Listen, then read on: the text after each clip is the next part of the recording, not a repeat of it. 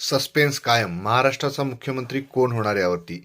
काल महाराष्ट्राचे मुख्यमंत्री एकनाथ शिंदे यांनी एक प्रेस कॉन्फरन्स घेऊन सांगितलं की मुख्यमंत्रीपदाबाबत कुठलाही वाद नाहीये आणि आपला मुख्यमंत्रीपदाचा दावा त्यांनी सोडलेला आहे.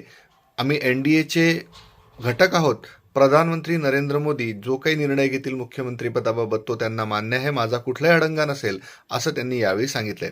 परंतु ते मुख्यमंत्रीपद मिळणार नसेल तर उपमुख्यमंत्रीपद घेऊ इच्छित नाही आणि दादा भुसे हे उपमुख्यमंत्री होऊ शकतात. मग आता जर एकनाथ शिंदेनी दावा सोडलाय तर मग आता देवेंद्र फडणवीस यांचं नाव डिक्लेअर झालंय का? नाही.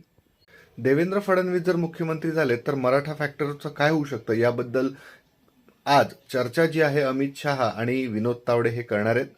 परंतु एक शक्यता अशीच की भाजपचे ज्येष्ठ नेते देवेंद्र फडणवीस हेच मुख्यमंत्री होऊ शकतात.